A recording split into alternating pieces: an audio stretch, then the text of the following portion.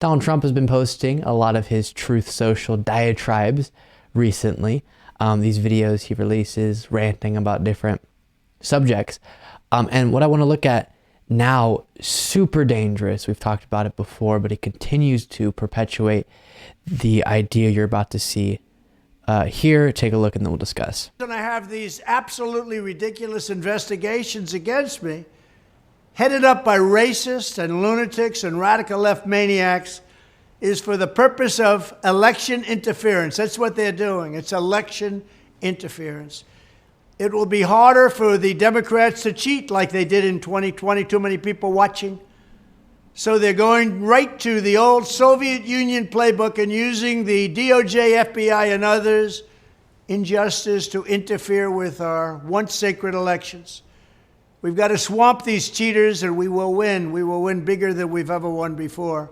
We must swamp these cheaters. We must stop them. We'll look at a little bit more another video on this same subject in a second, but it is so dangerous. This far out, he's preparing his followers who believed in 2020 the election was stolen and all the nonsense we remember about.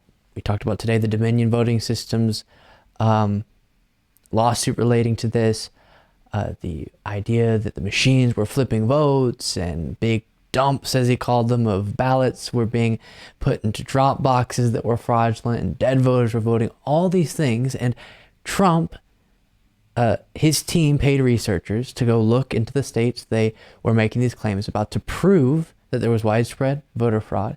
The researchers came back and said, we can't back up these claims. There wasn't widespread voter fraud. And after that, Trump has continued, after his own researchers, a team that his camp paid to look into this, after they told him there wasn't widespread voter fraud, he continued with those claims. And so now for the next election, understanding that, hey, there's a chance I might lose from his perspective, and I again cannot have my followers believing that I actually lost fair and square.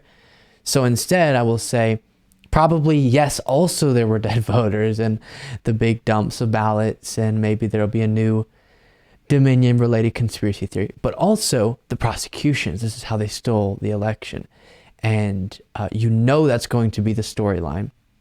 And the thing for Trump here, his goal is to get all of his followers completely bought into this before the entire process, the entire prosecutorial process can take place, so that no matter what comes out, no matter what evidence is presented in any of these cases, they've already decided. All of the information that comes out will be looked at through a lens of this is an attempt to steal the election. That's already the conclusion. So it's going to be very hard to change the minds of his followers on the idea that he's being wronged. And it is so dangerous because we've seen what that led to last time, what these types of lies about the election, this being election interference, and they're trying to cheat this way, what that can lead to when it's just not backed up by the evidence. Here's another video he posted. 80% of the public think that your former president, Donald J. Trump, is being treated very unfairly for political reasons and due to the fact that he is leading in all of the polls. 80% of the people agree with that.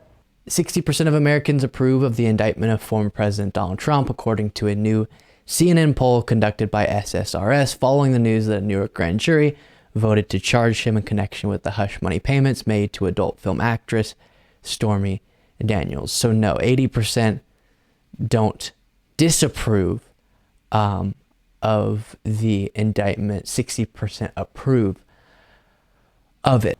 I say these prosecutorial scams and hoaxes are all about election interference, and Republican leadership must get tough and must be smart, or we're not going to have a country left.